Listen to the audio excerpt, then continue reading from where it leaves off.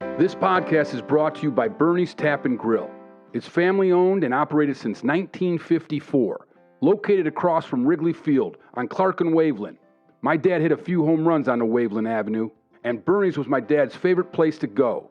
It's got delicious food, 4 full-service bars, an awesome beer garden, a sidewalk patio cafe, and a cool upstairs area.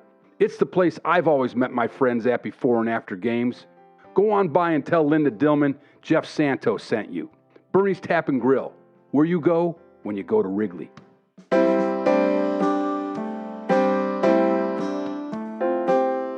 Sit back and relax. It's time for peanuts, popcorn, and Cracker Jacks. Hey, how's it going? I'm your host, Jeff Santo, and I'm here with my wife, Christie. Hello, hello. Our special guest is Joe Murray. Such a cool guy. Can't wait for you to hear his story. And our crackerjack call is Rick Pullano. You've heard me talk about the Pullanos and the Matarices. These two families were part of our family. And Rick and his brothers were like older brothers to me. So can't wait for you to hear his perspective on it all. So it's going to be a great show.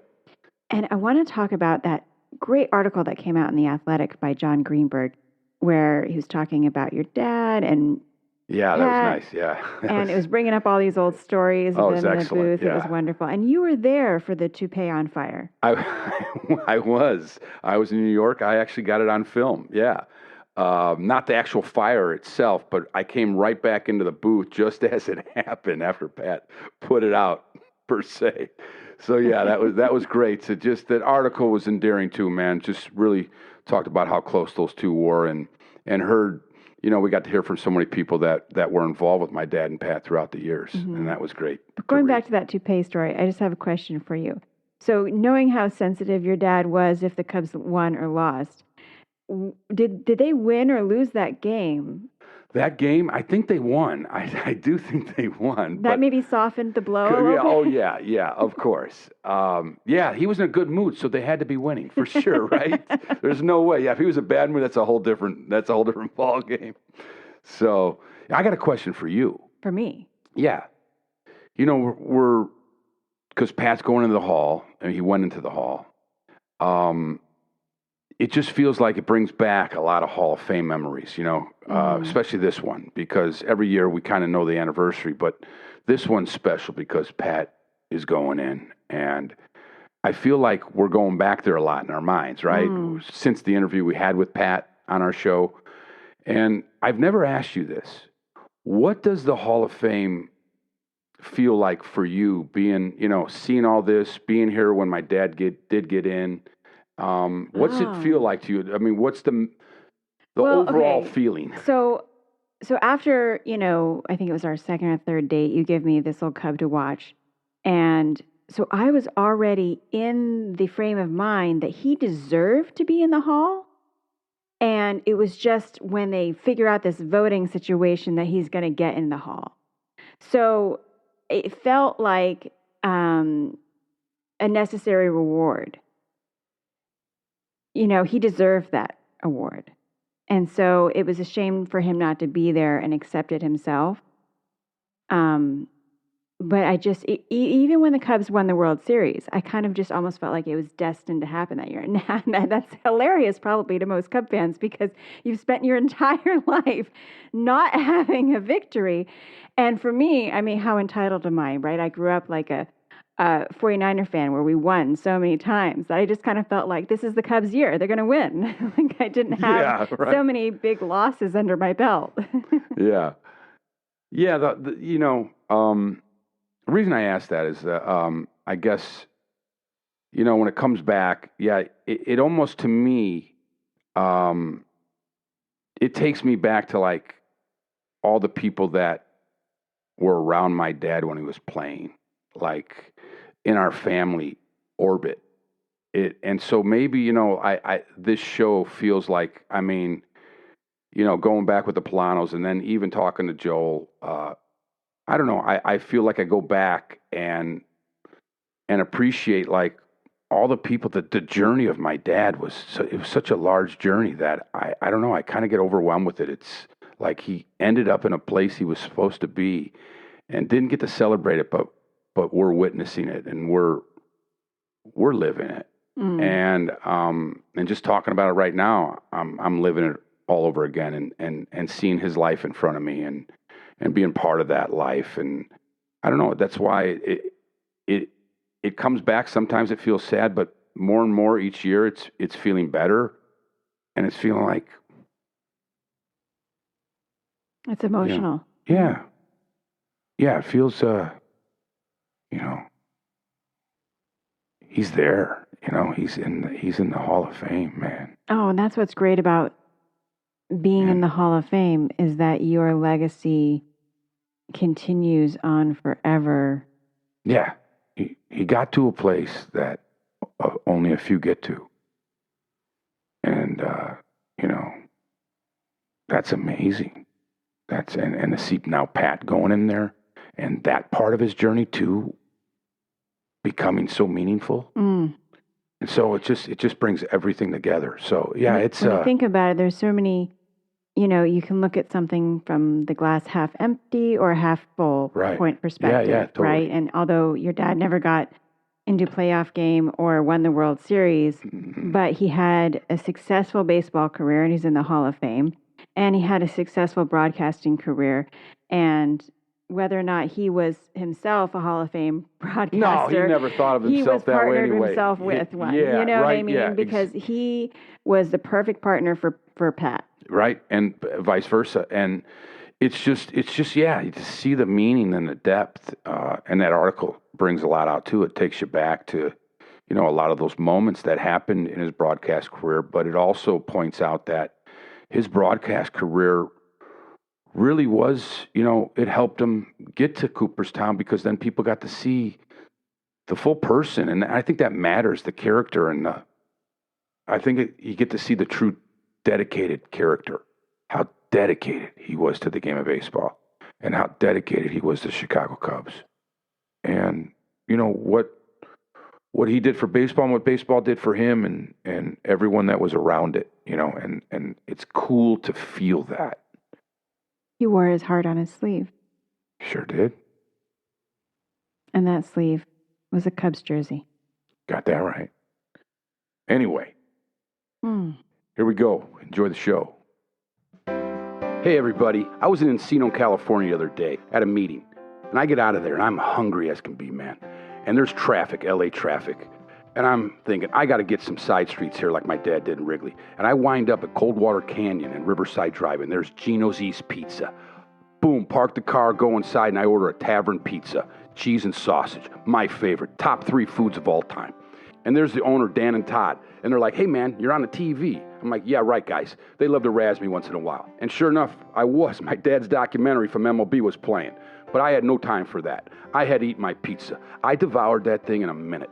I was so hungry. You got to go to Gino's East for the greatest pizza around. Gino's East, LA. Put it in your Google's map right now. It's going to be our place to go, me and Christie, on Friday's happy hour. Go to Gino's East, right near Coldwater Canyon and the 101. Put it in your Google's map now. We'll see you there. My special guest today is a working man's actor in every sense of the word. He's blue collar through and through. The middle class actor that's been making a living at it for over 3 decades. The 80s and 90s voice of Chester Cheetah. You might know him from Mad Men, Dharma and Greg, 2.5 Men, Shameless, the list goes on. He's currently in a show called Heels on Stars with his wife, Liza, that I can't wait to talk about. He's an avid golfer, a huge Cubs fan, a loud dresser, and an all-around classy guy. Ladies and gentlemen, the talented Joel Murray. How's it going, you had Joel? it down until the classy part, but yeah, all right. Good to see you, man. Good to see you too, man. Good to be in the neighborhood. Yeah, right? My first question, man, how do you become the captain of your varsity football team and also the lead actor in musical theater production in high school? Well, we're starting early. Well, the summer between sophomore and junior year, I worked construction all summer. I came back to practice, and I had gained like 35 pounds of muscle and grew about 5 inches. And I showed up, and I played fullback and corner. I started both ways my junior year, and Coach Shackner made me a captain at the end of the season. The new coach, when we started as seniors, he didn't necessarily like me, and but I remained captain. And as far as being the lead in the musical, I went to all boys Catholic school, Loyola Academy on the north side, and there was a guy who was kind of the showman, who had all the parts. And this year they were doing Damn Yankees, and the lead guy's Joe Hardy, the world's greatest baseball player, and even the priest was kind of like, yeah, I'm not sure if Steve is right for this role. He was, a little effeminate. And when I showed up at the audition, my mother actually bought the album. She heard that they were going to be doing this. She bought the album and was playing it at the house. So I knew some of the songs from that. But I showed up at the audition, and the priest was amazed that somebody was going to go and audition against this guy. And he was so excited. But my football player friends were all there because there were girls in the room. There was girls in the theater. But they were all hanging around, tying their shoes for spring workouts. And I had to audition in front of my football player buddies. And, oh, my God.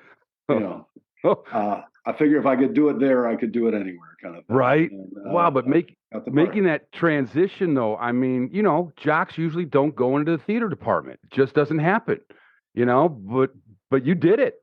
I did a play in like the third grade. I was over at a buddy's house, and his mother was kicking me out. Joel, you have to go now. The boys are going somewhere. And I go, well, my mom doesn't get home from work till 5:30. Where are they going? Well, they're going to audition for a play. Nothing you'd be interested in. Bye. And I go, I could go. And I went and got a part in Oliver when I was in third grade. And that was fantastic. And I remember Dan Tynan was playing the Artful Dodger, and he ended up being our next door neighbor years later. And there was one point where he came out between scenes. He just put his arms out, and 4 girls took his whole outfit off and put another outfit on him while he just sat there and grinned. And I was like, I want to do that. Right. In 6th grade, I was Jack and the Beanstalk. It's like when you're in grade school, it's like, I always wanted to perform, but then, baseball takes over. You go to high school, and sometimes it doesn't work that way. But God, I commend you going for that role and taking on the toughest actor in the school. Well, and getting the part. I've played football, but I was a pretty good baseball player growing up, and it was a 2-day audition at Loyola to get on the baseball team. And the first day I tried out, and it was going well, and it was a different group of guys, and baseball players better than me, but I didn't necessarily like all these guys. And the alpha male of it was a guy who's a Fox News commentator, no longer a Fox News commentator, but you might figure out who that is. But I just I didn't like the vibe of the whole team, and thinking about after football being such a good time in my freshman year, and like hanging out with these guys for another couple of months. And all of a sudden across the parking lot, way off in the distance, there was all these girls getting out of cars and walking into Loyola, which was 1,600 boys. And I'm like, well, what are they doing? What are all the girls up to? Oh, they're trying out for the spring musical. They're doing West Side Story. And I looked and I'll see you assholes later. And that was the end of my baseball career. Right. I get it, man. I regret not jumping in the theater in high school, and a lot of my friends do too.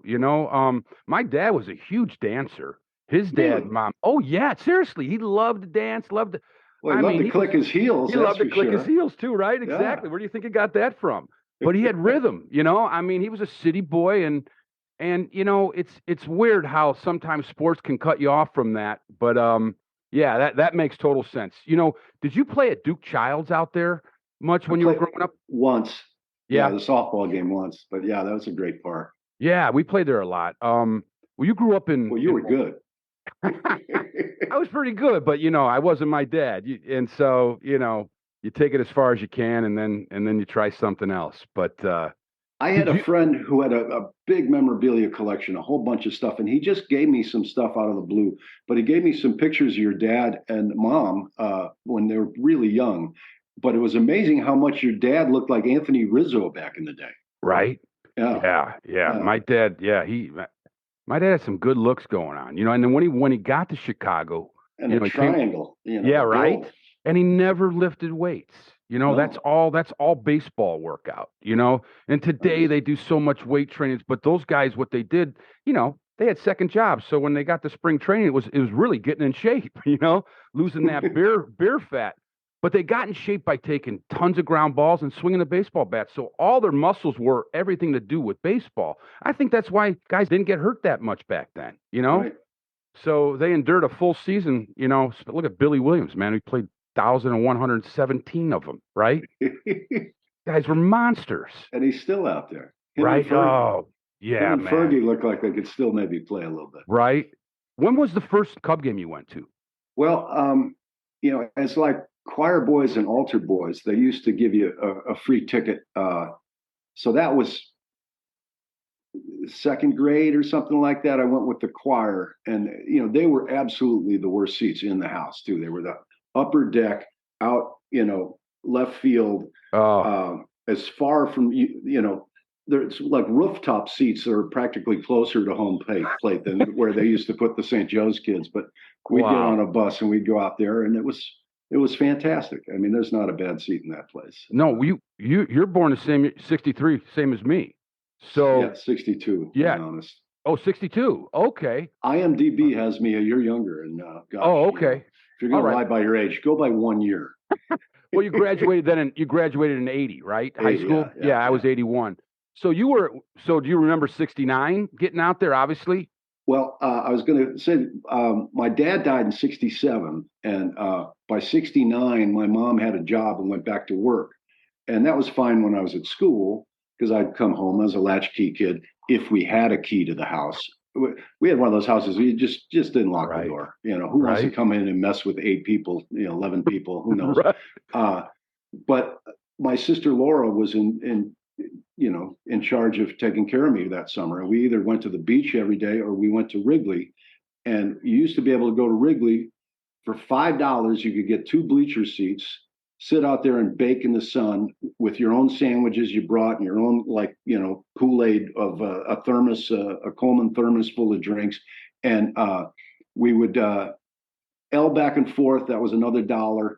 And then if we could get another 50 cents in the, cushions of the couch or something like that, we would get a Ron Santo Pizza, and that would be the ultimate day. But we were completely heartbroken in 69. And back then, you used to be able to go to the airport and meet the team. Right. So my sister and I used to go out to O'Hare, and we both had balls that we had signed by pretty much everybody on the team, and she still has hers. Mine actually got used in a game one day. We needed a ball, and it got hit into the convent across the street from our house or something like that. But she still has it. But it was so strange to think about today that you could meet the players coming right off the flight, and the fact that we would know what flight and whatnot. But we had the best 69 ever until the last 9 games or whatever. Yeah, man. I remember we'd go pick up my dad and all the fans that were at the airport. It was amazing, man. I'd be on his shoulders. I'd be like, wow, this is crazy, right? And they're flying commercial, so they get off a commercial flight, which today, I mean, they're all chartered flights, right? So different. They were the middle class ball player, Right. Growing up with 9 siblings, right? And your father, man, it's so sad. He passed away in 67 from complications of diabetes, right? Yeah, right. He was a skinny diabetic, and back then you went in the hospital for kidney troubles and you died. Today you'd go to dialysis and you'd be absolutely fine. God, man, what was that like, Joe? How'd you pull through that? Well, it was devastating, and we all learned to work at a young age because we all had to help out. I'll never forget being at the funeral itself, and the whole family is in this limousine behind the hearse, right? And everybody's got to come out of the church and give you the look of, I'm so sorry for all of you. But it got to the point where we were laughing at all the people that were walking by, like, oh my God, look at this guy's face. Look at this guy. And they'd all come, and give you the most, my condolences look that they possibly could. But we ended up laughing hysterically in this car, and thank God it was sort of soundproof. But it was crazy, and being a kindergartner, and going to your dad's wake and seeing your grandfather kneel in front of his casket was just mind blowing. And but the upside was all the Italian ladies in our neighborhood made us all kinds of food for the party after the funeral. And it was the first time we had anything but spaghetti. So we had lasagnas and stuff. And this was all vacuum sealed and frozen. And we had Italian food for the next like 3 months. It was so good. Oh, man. The Paolettis, the Ferrettis, the Zanzuccchis, they all made us stuff. It was really good. Yeah, man. That's really like your family just has to pull together then. I mean, that had to make you grow up quick, a lot quicker than most guys. Well, I always say my dad died, but then I gained 5 fathers. So all of a sudden there were 5 older brothers that felt like they could hit you at the back of the hand at any time and tell you, it's good for you. It makes you tough. So yeah, you grew up a little faster. And they say, the older kids in the family say we grew up in a whole different regime. You kids had it so easy with just mom. And well, we didn't have it that easy. You right. Dad. We didn't get that. So there. But yeah, it was a horrible, horrible thing. What was your dad like, Joel? I mean, you guys are you got so much talent in your family, the humor. I mean, big families like yours and the Hunts, talking to Bonnie. You guys just come together and you got to laugh. I mean, is that where it all started? Did it start with your dad? Was he a comedian?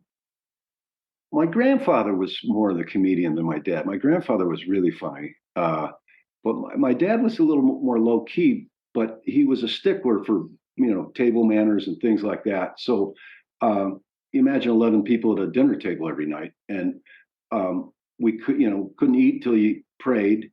And then most of us would eat in about 48 seconds. And then we would entertain the dad for the rest of the meal, and my mother too. But, trying to get dad to laugh with, milk in his mouth was the goal in life. And there were some pretty funny people at the table. And you learn a bit about timing because, if you say too much, people are going to cut you off the next time you try to talk. And, so right. It was a good training ground. And I'd say some good players there, Yes, I'd say. Now, what was your mom like? She was a funny lady. She was very dry, and you didn't know if she was seriously trying to be funny or if she was Edith Bunker. She would say stuff and you'd be laughing and like, wait a minute, did she mean it that way or was she pulling our leg? But she was great. She was a canonized saint in our she was the greatest. Absolutely, man. Wow, that has to be. After being pregnant for 20 years, she went back to work for 20 years, and then she should have been living on a game show for 20 years, and she didn't. She got cancer and passed. But man. Just when the brothers were all setting her up and she had credit cards she never had to pay for and stuff like that, she passed. God, it was man, horrible.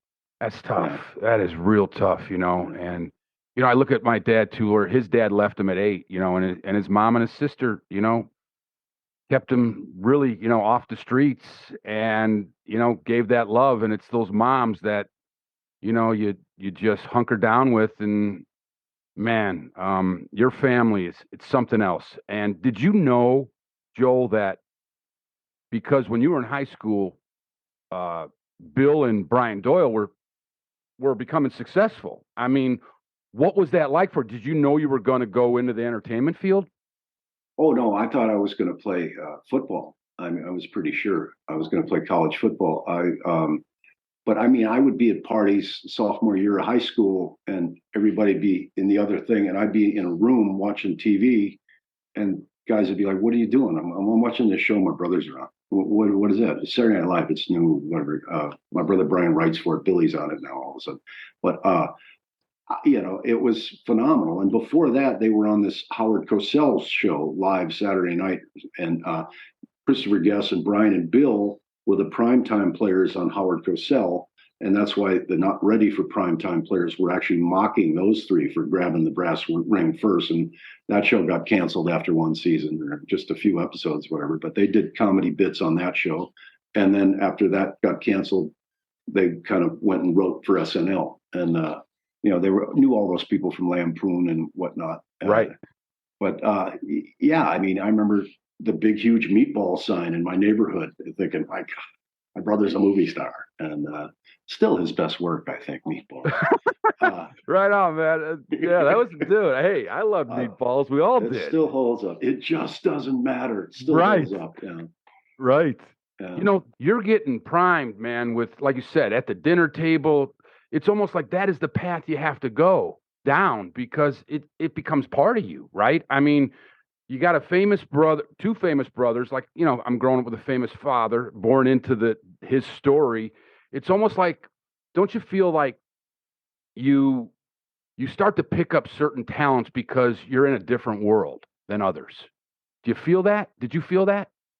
Yeah. Like the coping mechanisms are different because people are looking at you a little differently, even that you don't. I mean, you knew it because you're older. I was a kid, and then you start to feel it, but you just naturally take on these other traits that maybe someone doesn't because they don't have that kind of life or their family life isn't that way. Well, also, you just I always had this theory of why not me? I mean, look at the great things that have happened to my brothers, why not me? So I always had this attitude going into auditions and stuff like that. Like, they obviously don't know who they want or they wouldn't be having an audition. So why not me? So I always kind of had a positive attitude on these things where a lot of people could talk themselves out of a role before they even got in the room, So I had that going for me just because they led by example in that way. I don't know. And you grew up with a lot of comedy. I mean, I grew up sitting at home listening to WSDM, recording the National Lampoon Radio Hour. And, my brother Andy would come in and slap me around because it was only a half hour long. Like, the radio hour is only a half hour long. What do you mean? There's two sides of that tape. You should have turned it over. It's only a half hour long. Did you go to college or did you go straight to improv after that?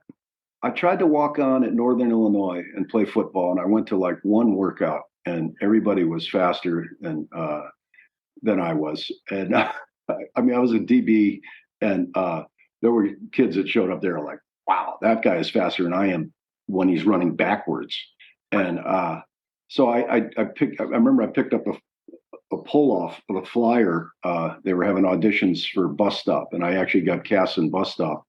Rather than playing football. And, a few months before that, my brother Brian, I was in New York, and they were trying to cast Caddyshack, and they were looking for somebody. They had a hard time casting Spalding. And Brian goes, this is something that, you might actually, you're kind of the spoiled one in the family. It's like every spoiled brat we caddy for growing up. And I'm like, I'm not going to be some femme actor like you clowns. I'm going to play college ball. And I like put that there. It's a good choice. But whatever. I went to Northern Illinois for 2 years and begged to get out of there. And I went to Loyola Rome in Italy for a year, which was absolutely the best time I ever had. And then I came back to Loyola Chicago, and I did 1 year there, and I still wasn't close to graduating because the credits I got in Rome were worth nothing towards my major. And so then I got invited to the Second City to take some classes. And then I hooked up with Del Close at the Improv Olympic and started taking classes with him. And then it got to the point where I was just doing improv 5 nights a week. And nobody's asked me if I graduated from college since then or my GPA. Right. Yeah. No. So, yeah, I went for 4 years. I feel like I did it well. I hear you. Similar, man. Yeah, I'm still waiting for that diploma. I think I didn't pass Spanish.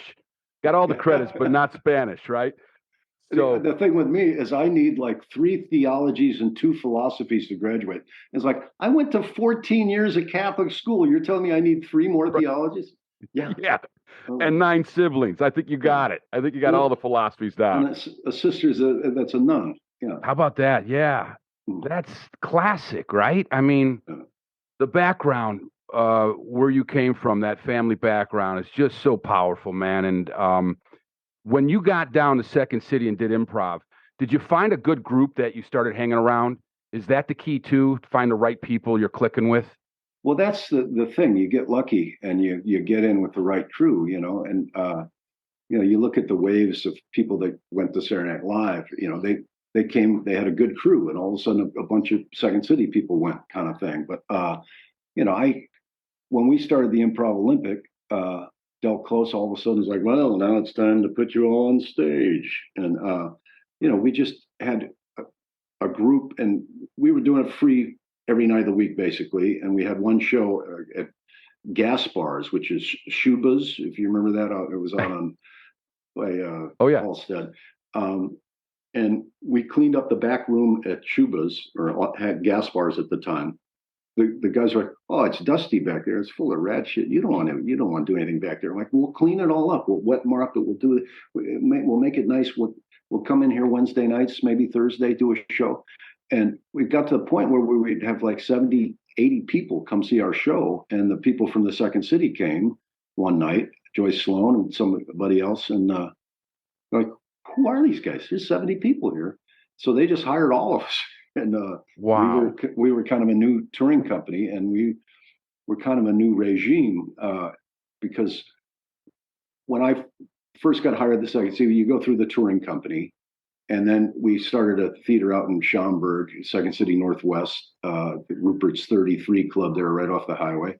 And we did that for like a year. And then I was an understudy on the main stage, and, Bonnie Hunt was there, and Mike Myers, and, Aaron Freeman. There was a lot of people that were kind of working their way out. And so I was an understudy, and Dave Pasquesi was an understudy, and we kind of had our foot in the door. And then all of a sudden, Bernie Solins quit.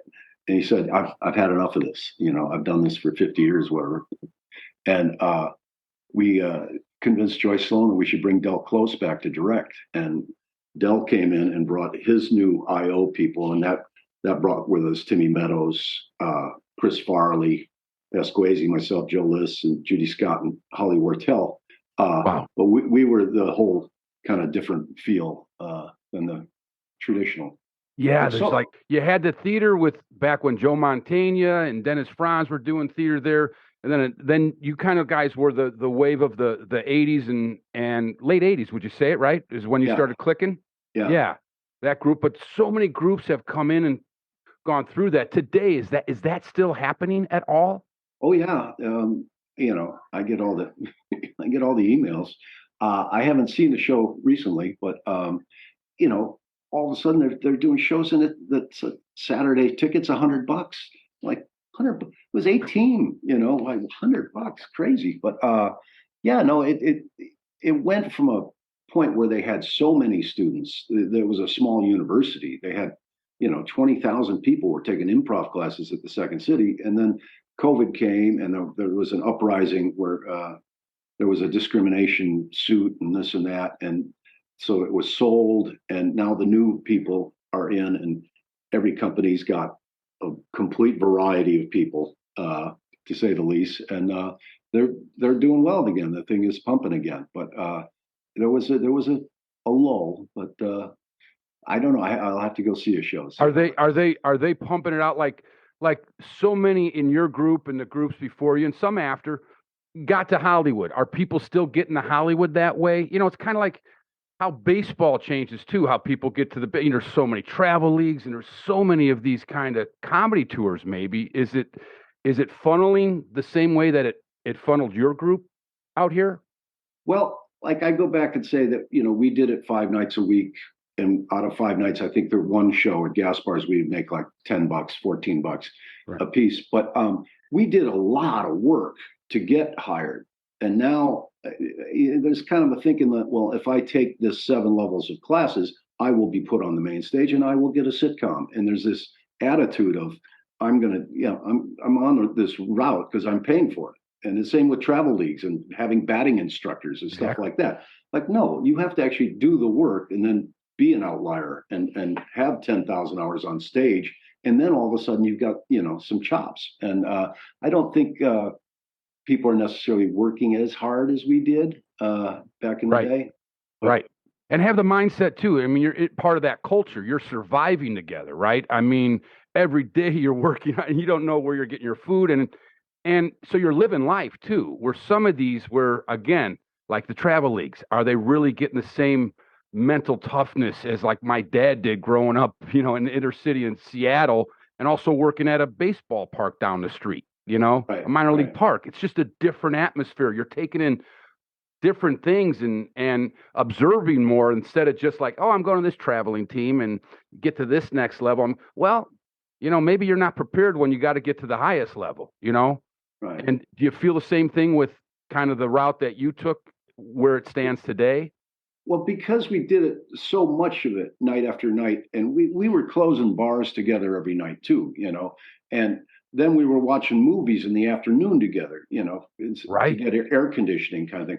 So when we got on stage that night, we could do the entire, a version of Mississippi Burning that we had just all seen. The six of us were there, Right. and all of a sudden we would do a version where, they discriminated against cobblers, shoe repair people, and we would do a full-on remake of Mississippi Burning, and the audience would be going, "What the heck is this? Is insanity." These people, can answer the second half of their sentences, because we were together all the time.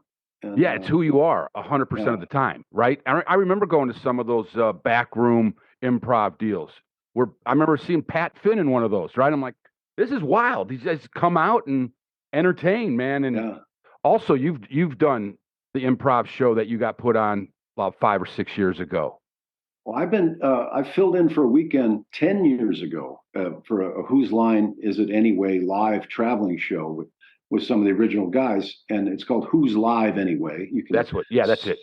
See when you're coming to your town at who'slive.com. But I filled in for a weekend, and because we did a benefit show, and I got up and improvised with Ryan Stiles, and he was like, "You should do this thing we're doing," and filled in for Chip Eston, who got the part on Nashville, and that took him out of the spot, and he's living his dream of being a singer-songwriter in Nashville.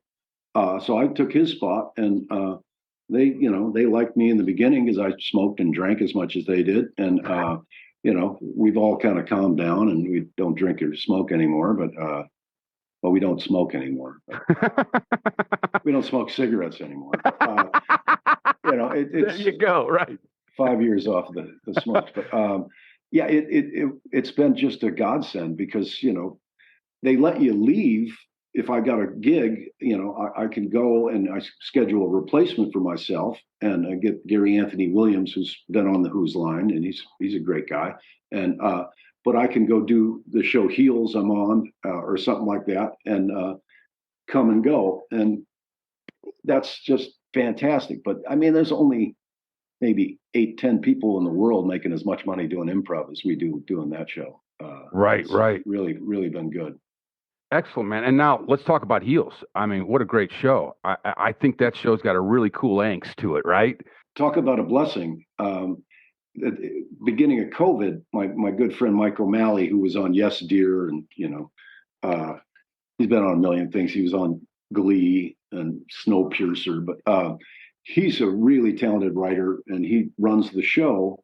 And he said, "There's this part coming up that you should do. I'd really like you to do this part." And like, okay, it's COVID. There's nothing going on. Okay. And you're kind of the sponsor of the league, and you put up the money. You've got bail bond stuffs and used cars dealerships. And you got this goofy wife, and you should. And I'm like, well, I got a goofy wife that's an actress. And I'm like, oh, yeah. Oh, Liza. Yeah. We'll have her read. And yeah, that'd be great. So Liza read, and she got the part.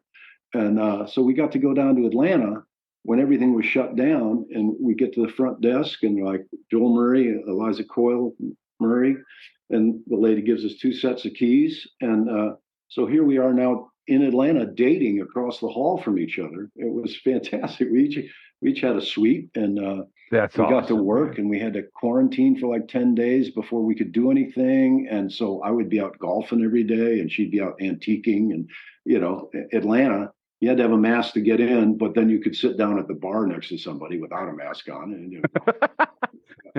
you guys are great in it, man. And Eliza, you guys are perfect doing that part, man. I love it. And yeah, my wife, Christie, and I, we're really getting into the show, man. Well, the second season comes in a couple days. 28th, the second season drops, and it's better than the first season. We're looking forward to it, man. People have to see that show. It's a cool show, man. It really is. Yeah. And well done. The first season, we're the sponsors of the league, so we're always kind of sitting ringside, and the energy of, these guys flipping each other and throwing each other out of the ring and all the pounding and the slamming, it's pretty damn real. And you're glad it's not happening to you. But, Right. Harrison, the guy, he was the strongest man in the NFL. He played for the Steelers and the Patriots. But Harrison, that kid is a big man, and to see him throwing people around, and you're not faking anything when this guy throws you out of the ring and you land on a cement floor. But the second season is better, and I'd get more of a Vince McMahon kind of role. Yeah. Going, and it's really fun. Oh, I can't wait, man. Can't wait. Yeah, and the wrestling's great. Everything's great. And the relationship between the two brothers, I love it, man. Yeah. And the former guy that's, falling apart, and I don't want to give too much away, but, it just gets better. Well, and you can watch the first season for free now, and they'll try to coax you into buying for the second season. So, right. Well, it's not too late to get on board. It's worth it, man. And talking about Liza and you, now you guys have been together, married since '89, right? Yeah. That's 4 kids. Where'd you meet, man? We were at a picnic in Crow Island Woods in Winnetka, and then somebody's birthday party, and this girl introduced me to Liza, and I stalked her for like the next 6 months, and she wouldn't go out with me because she had a boyfriend, and I guess you got to respect that. Like, well, she won't cheat on him. That's interesting. And then all of a sudden one day she called me and said, "Hey, I'll take you up on that date now." And like, "Oh, you got rid of him?" Yeah. Well, good. So, I took her to the Chicago Symphony. Oh, wow. MI. Oh, yeah. We went to La Strada at the base of the Prudential Building for dinner and the symphony. And the rest is history. 4 kids later. God, it's amazing. And she's an actress. She's been an actress going way back too, right? So. Well, yeah, I messed up her career pretty badly 4 times with the kids. But yeah, she did well. She was on sitcoms, and she used to get development fees, which is you don't see in Hollywood anymore. But she was, beautiful, funny chick. And when she was just getting in, moving her up through the second city, I got her pregnant, and then when you got to Hollywood, she was doing sitcoms and stuff, and she got pregnant again. I mean, whatever. That's life. But it's pretty great that she's working on a show and across the hall from me. What a coincidence. She's right across the hall. Oh, that's awesome, man. It's pretty great that you guys 34 years now, you're together, you got a great family. I mean, that's hard to do with, well, yeah, out there with the acting chops and everything in Hollywood that goes on. I mean, come on. That's a 33-year marriage is like a 75-year marriage in Hollywood years, so like dog years. Right. But yeah. It's pretty good. It's more than pretty good.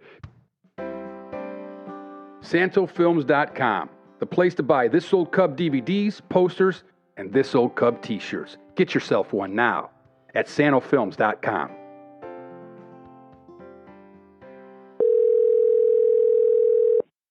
Crackerjack. This call is being recorded. Ricky! Hey, Jeff, how we doing?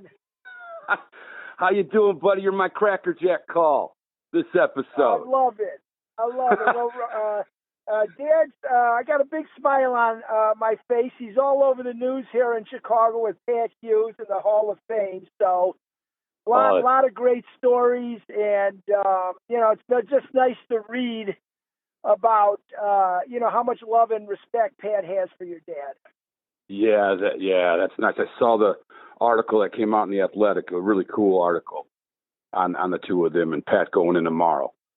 Yeah. Ricky, it's 11 years since my dad went in today. Oh my gosh, I did not know that. Yeah. Holy cow. Can you believe that? Yeah. No, I don't. I don't believe 11 years have gone by, but, I think that you get in your 60s, that's a common theme these days. You're like, really, that many years? But right? God, man. And just think about it. It's weird that, just thinking that he is in the Hall of Fame, after everything that he went through. I mean, you guys were there. I say this, I talk on my show all the time about the Pullano brothers, the Pullano family. And man, you guys were like older brothers to me growing up through my dad's career and my childhood. You had, I mean, literally it was you, Artie, Billy, and Michael. Were you guys born back to back, Ricky? No. So just to do the years right. So Artie was born in, let me get this right. Artie was born in 54. So Artie's 3 years older. Billy's 2 years older, and then me. It's basically 2 years apart with us four, and of course Eugene's 10 years younger. Right. Yeah, Eugene came after me. Yeah. After me growing up, seeing you guys. Now the four of you though was so when Artie was a senior in high school, were you a freshman and Billy was a junior? Yeah, I remember talking about it at my mom's during the eulogy just to put things in perspective. So when Artie was a senior and Billy was a junior and I was a freshman, Michael was in seventh grade. All right, so okay. 3 in high school, seventh grader. Eugene was 5 years old, and Ann was a newborn. Think about that. Wow. Ann was a man. newborn when Mom and Dad had 3 in high school, and here we go again, and it was the greatest gift in the world, one, to have, another addition to the family, but most importantly, to have a girl. It was just a blessing to all of us, and certainly Mom was overdue for a girl. We gave her a hand. We probably gave her more than we should have. Every time I walk into your house as a kid, I mean, come on. It was testosterone everywhere. It was great, Big Gene and his big recliner, you four guys, I mean, your cousins. I mean, it was unbelievable, man. I mean, our families rotated together during that time. And talk about some of your memories you had, man, with, when did you and your dad and my dad meet, Ricky? Well, that's a great question. I guess I would have to probably do it from, I had to be in, 3rd or 4th grade. So, take me back to 9 years old. I think probably around 63, 64. The amazing thing is when the relationship developed and, Dad had the seats, 3 rows off, my dad, 3 rows off third base. I was so young, 3rd and 4th grade, and just, thrilled to be a part of the pomp and circumstance. But as I got into 6th, 7th, and 8th grade and started to realize that your dad was an all-star and a dominant player in the major leagues, and what it meant to play at that level I think it was really a gift for me to evolve into that knowledge of just what your dad was accomplishing. But I have one favorite story that really sums up your dad. First of all, the thing that I hold dearest to my heart is that he treated the Pullanos as his own kid. And when he talked to you, he talked to you. He looked you in the eyes. He made time. I mean, listen, you play a 9-inning game. I don't know if he went, 4 for 4 or 0 for 4, but it didn't matter as he came through the door and we were finishing up a wiffle ball game, and we just got that 10 minutes with him. And I'll never forget it. And even when I brought my friends over, who still to this day cherish every moment at your house. And so, that's who he was. I saw that, of course, for the fans, they got to see a lot of it, but they saw a guy that loved the game and played at 110% at all times.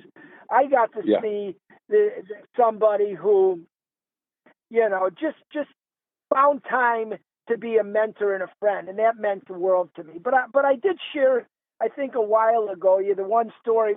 We used to take the L in, Skokie Swift, and we'd wait for your dad, and really just to say hi and maybe get an autograph with one of my grade school friends. But every time I saw him, he'd say, "Hey, hop in the car, I'll give you a ride home," because on the way home to Park Ridge, he'd kind of go by our house.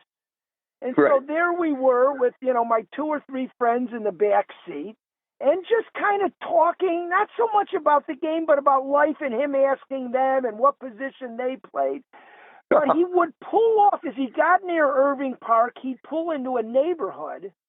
Right. And it was that day. He never mentioned it until he pulled up to the house, and there was a handicapped girl. She was also probably 12 years old, and she was in the wheelchair. Her mom was on the porch. She had all your dad's, jersey and memorabilia wearing it. And I found out that your dad, maybe once or twice a week would just stop by and spend 5 or 10 minutes with her on the way home. And it was the most amazing thing. And just the way he kind of explained it, it was such a beautiful thing. And it really impacted me to make sure that, that I always had my priorities in order. So I just think that's awesome, an important story. And I remember, I have some funny ones too. I mean, going to spring training, and we all, we kind of shared the same condos and apartments. Yeah, literally.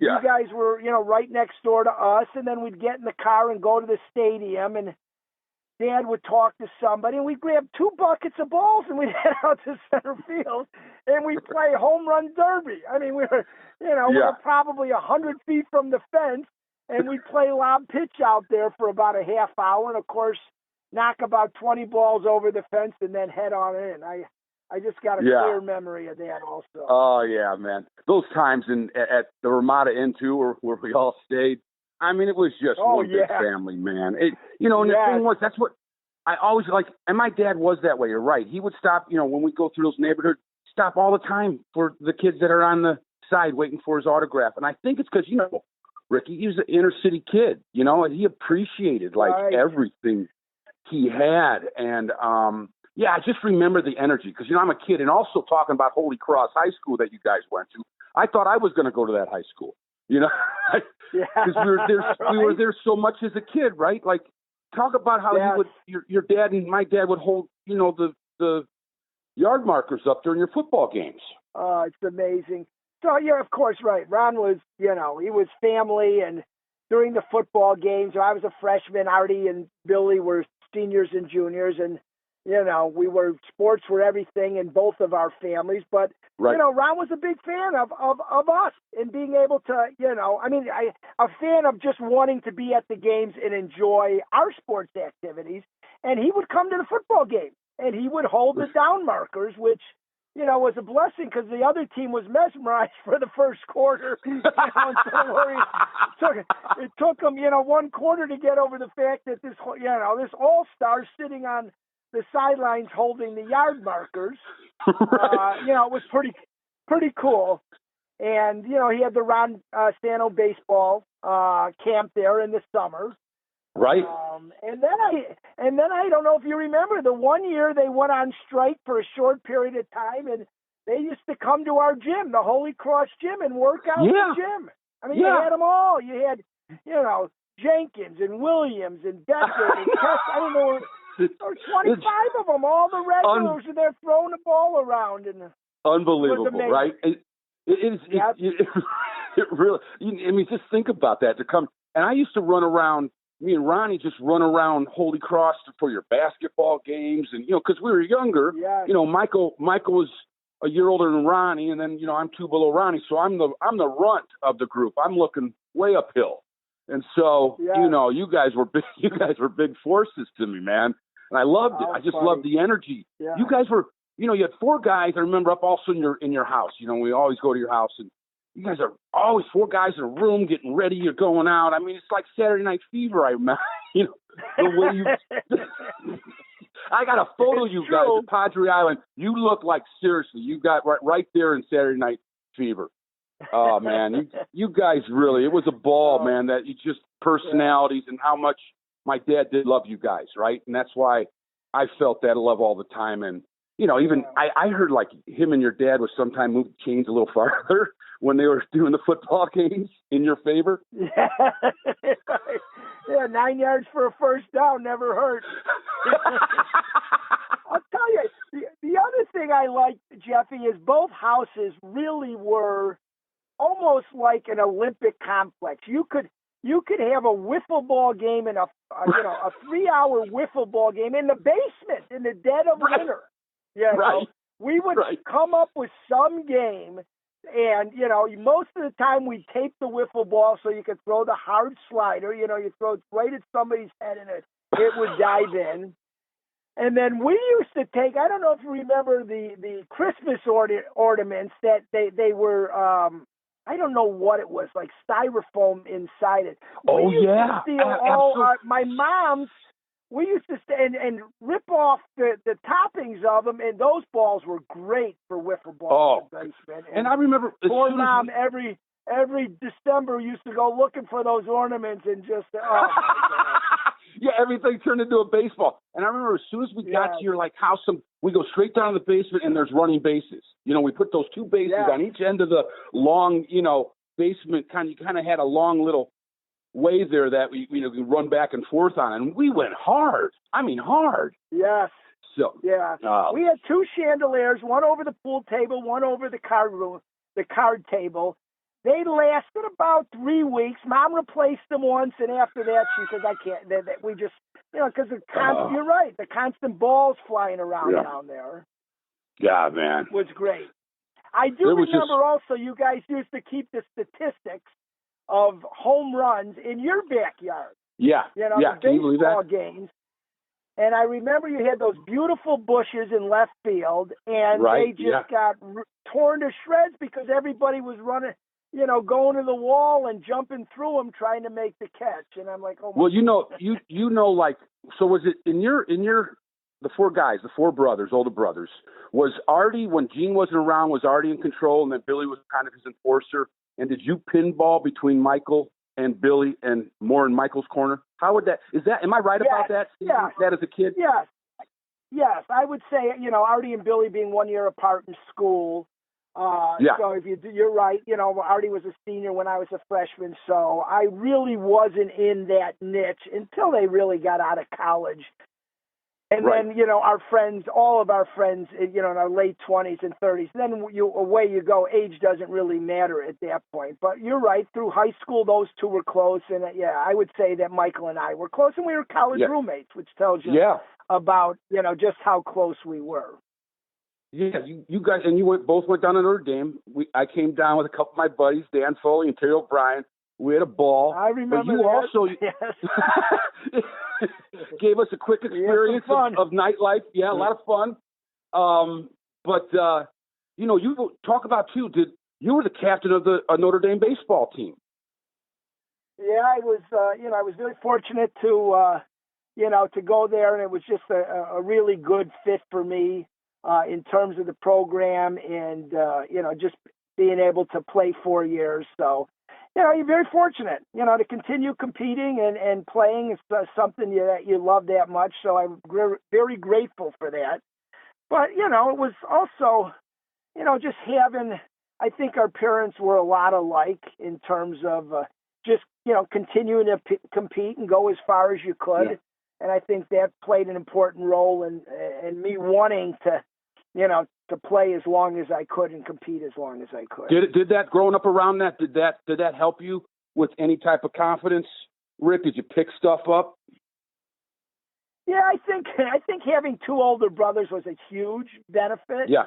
Because and then when you're fourth, fifth, and sixth grade, you're playing with them. Even those pickup games, those slow pitch games where they're hitting the ball twice as hard as you are. You either compete or you're getting picked last. So I didn't like getting picked last, so I tried to get better all the time. But I think that played a big role. And, totally. All of us played football in high school, and so I think that was a nice compliment to kind of, just have the appropriate attitude to compete in any sport, But football taught you mental toughness, and we were never the biggest guys on the field, but I think the experience certainly played an important role for me in playing in college. Yeah, our dads were very competitive, and I think that's what they had similar. They both, your dad was a linebacker, wasn't he, in college, or a fullback? He was a fullback. He played in the backfield. But they both had that competitive attitude that, where even against each other, you're having fun, but you're still getting serious, and that's the stuff I love, just being around you guys, man. And now what do you think going with the baseball today at Notre Dame, the difference of when you played there, you know, it seemed like Notre Dame now is attracting some big baseball talent. Yeah. Yeah, so I think that the level of the program has got significantly better, you know, in the last 15, 20 years. I think a lot of that has to do with the financial commitment to the program. We could not compete on a national level when you were only taking one trip down south. I mean, no big-time pitchers were really staying in the Midwest back when I was playing. You know, they can get down and you know, by the time we went down south around mid-March, these guys already had, you know, 15 to 20 games under their belt. And, of course, the best talent was down there. But nowadays, you know, these Midwestern teams, and certainly Notre Dame's been one of the elite Midwestern teams. Yeah.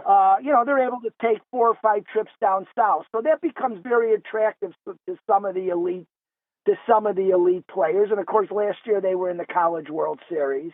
Right. And, you know, and they ebb and flow, but there's, you know, they've done a really good job of elevating that program. Yes. I think a lot has to do is now they give full scholarships, no different than any other program in the country. Right. And they're playing basically in the ACC now for baseball, which is one of the elite baseball conferences in the country. So yeah, it's been a big difference. I did want to say one thing. I got a big smile on my face because when I think of course, your mom and my mom and the most wonderful relationship they had, friendship that they had. And really, they, you know, the stability that they gave all of us.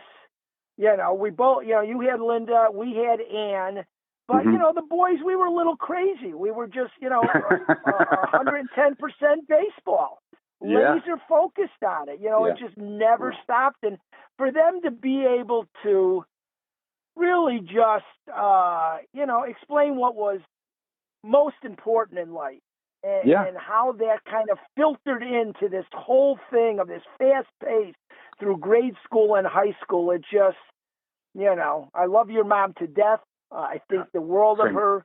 I'm so grateful for the relationship that my mom had. I know that, you know, she was happiest when they were together. So that's truly a blessing. And I know you can appreciate what I'm saying. Oh, come on. You don't have you could just see it in their demeanor and their facial expression. They just loved each other. I mean, they fit your mom and my mom. You know, and you're right. Your mom was always around when I was a kid, man. It was, you know, so it was just she was something else, you know. And you know, my dad and your dad, they're tough guys, and they were doing their things at times, and you know, the moms are there making sure they're keeping it real and, you know, staying out of trouble because if not, they're telling Gene or Ron, you know, different story, you know. So, but I just love, I got to tell you, Rick, I just love the discipline, you know, I'm the kind of runt following you guys at that time.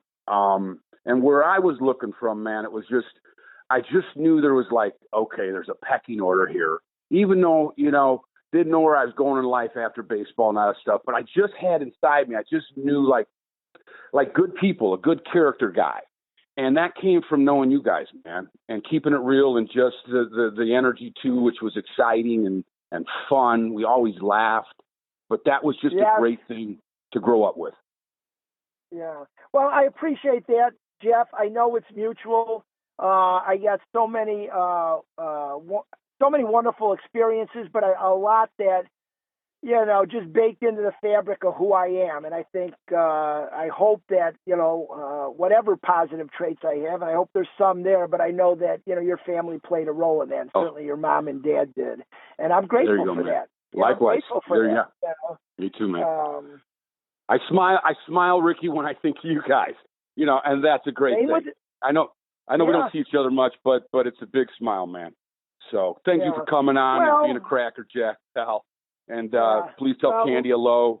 Well, very proud of you, Jeff. Love you too. And, you know, hopefully we cross paths in the immediate future. Absolutely, buddy. All right. Love you, pal, too. Talk to you, Rick. All right. Bye-bye. Thanks, buddy. Thank you. That's our show, folks. Special thanks to our cool crackerjacks, Scott Nelson, Jim McCauley, Debbie Foley, Sherry Matarisi, Terry Rankin-Gurovitz, Terry O'Brien, and Gary Tallman. All right, Gary Tallman, thanks for being a cool crackerjack.